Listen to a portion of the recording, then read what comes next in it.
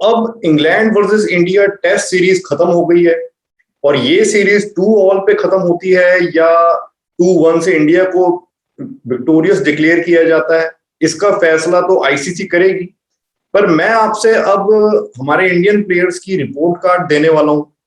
तो अपनी report card में मैं आपको जो भी हमारे प्लेयर्स इस सीरीज का हिस्सा रहे उन सबका बैटिंग और बॉलिंग स्टैट्स भी मैं आपको बताऊंगा।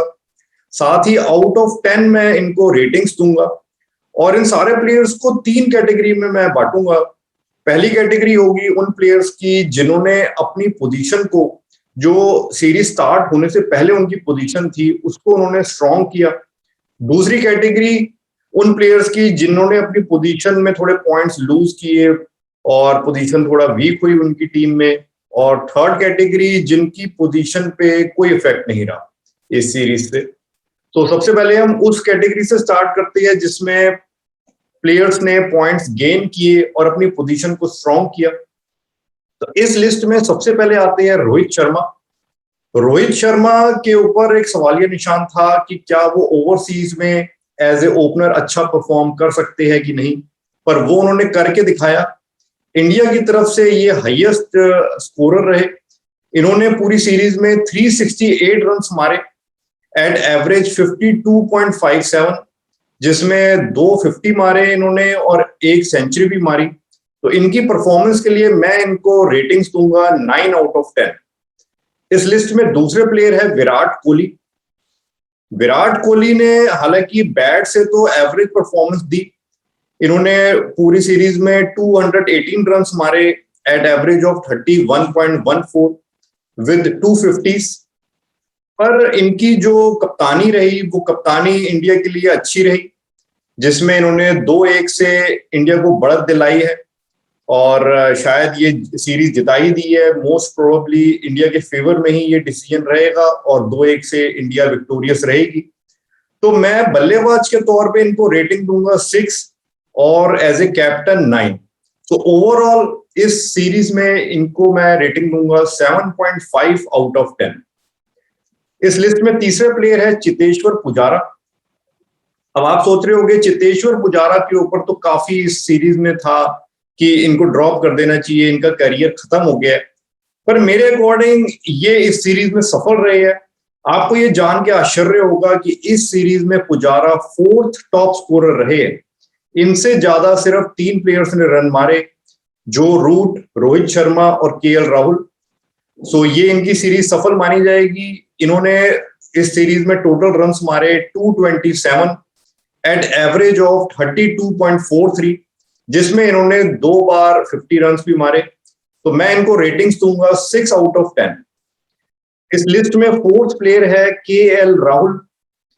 इन्होंने सीरीज में 315 रन मारे एट एवरेज ऑफ 39.4, जिसमें एक हाफ सेंचुरी और एक सेंचुरी भी मारी।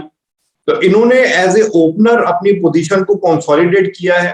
पहले ये पिक्चर में ही नहीं थे, पर शुभम गिल के इंजर्ड होने के बाद और मयंक के भी पहले मैच से इंजर्ड होने के बाद केएल राहुल को मौका मिला और राहुल ने इस सीरीज में अपनी position as a opener strong कर ली है।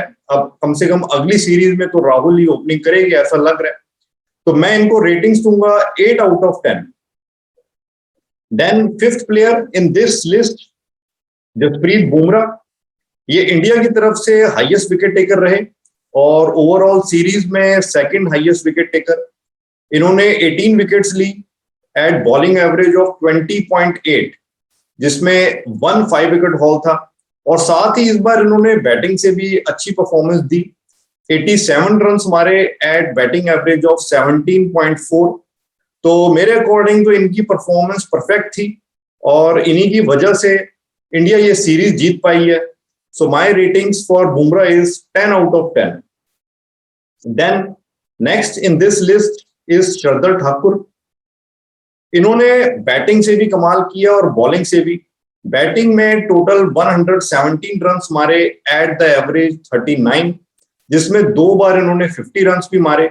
साथ ही इन्होंने 7 विकेटें भी ली एट एवरेज ऑफ 22 ओनली। तो इनकी इस जबरदस्त बॉलिंग परफॉर्मेंस, बैटिंग यानी ऑलराउंड परफॉर्मेंस के लिए मैं इनको रेटिंग्स दूंगा 10 आउट ऑफ 10। देन इस लिस्ट में अगले हैं उमेश यादव। इन्होंने 6 विकेटें ली एट एवरेज ऑफ 22.67 और साथ ही इन्होंने बैटिंग से भी अच्छा योगदान दिया, 35 रन मारे एट एवरेज ऑफ 17.5। तो इनको एक ही मैच खेलने का मौका मिला जिसमें इन्होंने अच्छी परफॉर्मेंस दी है और मैं इनको रेटिंग दूंगा 9 आउट ऑफ 10। फिर इस लिस्ट में एक और प्लेयर को मैं रखूंगा, उसको खेलने का तो मौका नहीं मिला पर फिर भी मेरे ख्याल से उसने अपनी पोजीशन गेन की है टीम में, वो है सूर्य कुमार यादव। तो मैं इनको रेटिंग्स तो दूंगा नो रेटिंग्स, जिन भी प्लेयरों को खेलने का मौका नहीं मिला उनको मेरी तरफ से नो रेटिंग्स रहेगी, पर फिर भी मेरे अकॉर्डिंग इन्होंने टीम में अपनी जगह स्ट्रॉन्ग इस तरीके से की कि ये एक तरह से फैन फेवरेट बन के उभरे। इनके लिए बार बार कहा जा रहा था कि इनको टीम में खिलाइए, इनको टीम में खिलाइए, मिडिल ऑर्डर में 5वें नंबर पे, 6ठे नंबर पे। तो इससे जो इन्होंने एक पॉपुलैरिटी गेन की है टेस्ट क्रिकेट के लिए भी, तो लग रहा है कि अब अगला नंबर तो सूर्य कुमार यादव का ही है खेलने के लिए अगर मिडिल ऑर्डर में मौका दिया जाए। So these are the players जिन्होंने इस सीरीज से पहले जो अपनी पोजीशन थी उसमें गेन किया है। आप एक बार फिर स्क्रीन पे देख सकते हैं। Rohit Sharma 9 ratings, Virat Kohli 7.5, Cheteshwar Pujara 6, KL Rahul 8, Jasprit Bumrah 10, Shardul Thakur 10, Umesh Yadav 9, Surya Kumar Yadav no ratings. और अब हम उन प्लेयरों पे गौर करते हैं जिन्होंने अपनी पोजीशन इस सीरीज में थोड़ी लूज की है। सीरीज स्टार्ट होने से पहले जो उनकी पोजीशन थी उसमें इनकी पोजीशन थोड़ा वीक हुई है। इस लिस्ट में सबसे पहले आते हैं टीम के वाइस कप्तान अजिंक्य रहाणे।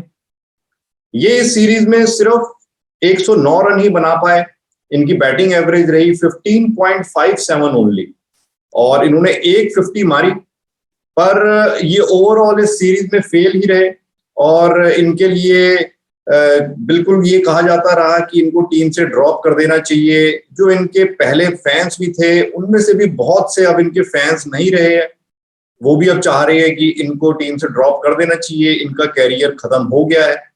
सो इनकी परफॉर्मेंस के लिए मैं इनको रेटिंग दूंगा 2 आउट ऑफ 10।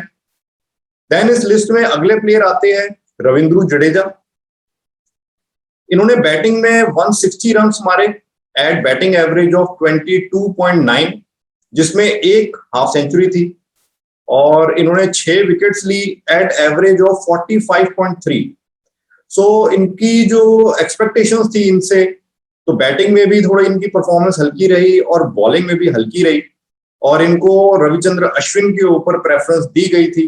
तो मेरे अकॉर्डिंग इन्होंने अपनी जो पोजीशन है थोड़ा बहुत लूज की है। जो इनको पहले एक टॉप ऑलराउंडर की पोजीशन थी उसमें थोड़ा सा लूज किया है इन्होंने, तो इसलिए मैंने इनको इस कैटेगरी में रखा है और इनको मैं रेटिंग्स दूंगा इस सीरीज के लिए 4 आउट ऑफ 10।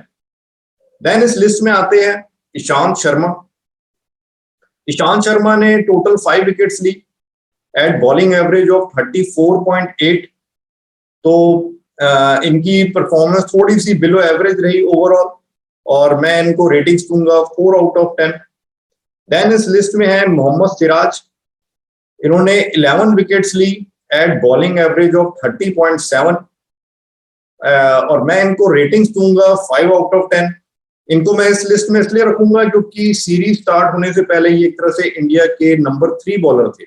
आफ्टर बुमराह और सिराज, आफ्टर बुमराह एंड शामी, सिराज को ही माना जा रहा था कि ये टॉप बॉलर है, बट सीरीज में उमेश यादव और शार्दुल ठाकुर ने इनसे ज्यादा अच्छी परफॉर्मेंस की है। तो इसलिए लग रहा है कि अब अगली सीरीज में सिराज एक ऑटोमेटिक सिलेक्शन नहीं होगी प्लेइंग 11 में, इनका नंबर थोड़ा पीछे हो गया। सो इसलिए ये इस लिस्ट में है। और फिर इस लिस्ट में 2 प्लेयर आते हैं जिन्होंने खेला नहीं कोई मैच, पर फिर भी मैं इनको इस लिस्ट में रखूंगा जिन्होंने अपनी पोजीशन लूज की। वो है एक तो रविचंद्र अश्विन।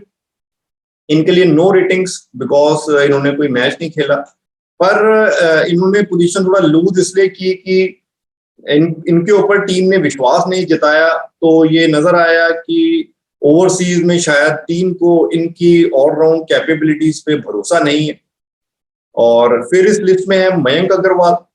इनके लिए भी नो रेटिंग्स, कोई इन्होंने मैच नहीं खेला, पर इन्होंने अपनी पोजीशन थोड़ा लूज इसलिए की क्योंकि जब शुभम गिल इंजर्ड थे तो इनका खेलना लगभग तय था, पर ये नहीं खेल पाए। पहले मैच में इनको भी थोड़ा इंजरी सी हुई, कंकशन हुआ, और इनकी जगह को केएल राहुल ने ग्रैब कर लिया। तो अब जब शुभम गिल आएंगे तो ये देखना होगा कि मयंक अग्रवाल तब भी नंबर 3 चॉइस ओपनर रहते हैं या तब नंबर 4 चॉइस हो जाते हैं। अगर इनको पहले मैच से ही मौका मिल जाता, उस वक्त ये इंजर्ड नहीं होते, तो क्या पता ये अपनी पोजीशन ग्रैब कर लेते। तो ओवरऑल मुझे लगा इनकी पोजीशन थोड़ा इन्होंने लूज ही की। तो ये वो प्लेयर्स है, एक बार आप फिर स्क्रीन पे देख सकते हैं, जिन्होंने अपनी पोजीशन इस सीरीज में लूज की।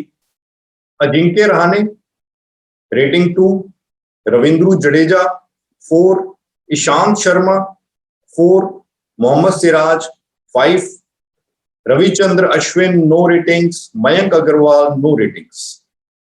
और अब हम हमारी तीसरी कैटेगरी ऑफ प्लेयर्स की बात करते हैं, जिनकी पोजीशन में कोई फर्क नहीं पड़ा।